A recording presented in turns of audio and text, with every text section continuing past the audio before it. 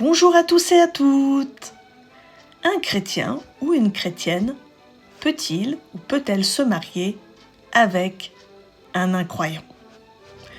La réponse est non, au regard de ces versets situés dans 2 Corinthiens 6, versets 14 à 15. Ne vous mettez pas avec les infidèles sous un joug étranger, car quel rapport y a-t-il entre la justice et l'iniquité, ou qu'y a-t-il de commun entre la lumière et les ténèbres?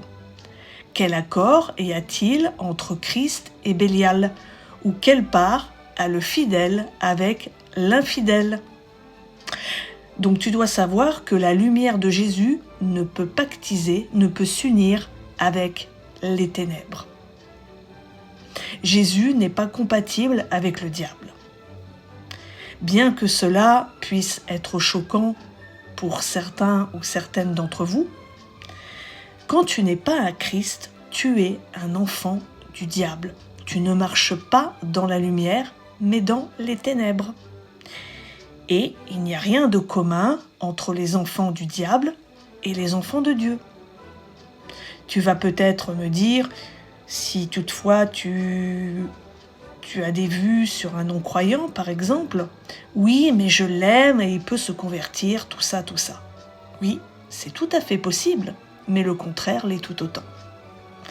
Tu n'es pas sûr qu'il ou elle rencontrera vraiment Jésus. Ou alors, peut-être que cette personne prendra cette décision pour te faire plaisir parce qu'il ou elle t'aime, ou parce que cette personne se sentira obligée pour ne pas te perdre. Et Jésus ne s'accepte pas dans ces conditions-là.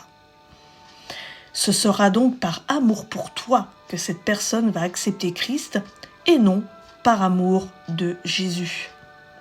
Tu ne peux emmener quelqu'un à Jésus si le Saint-Esprit ne l'a pas d'abord convaincu. Ce n'est pas toi qui sauves et qui pourra sauver qui que ce soit. Être marié avec quelqu'un qui ne connaît pas Jésus peut vite poser problème.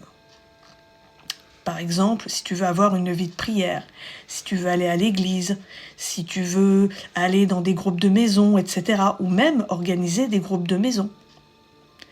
Le mariage est quelque chose de sérieux. Quand tu épouses quelqu'un, tu deviens une seule chair avec lui ou avec elle, selon Marc 10, verset 8. Et je ne pense pas que tu aimerais avoir comme beau-père le diable. À bientôt!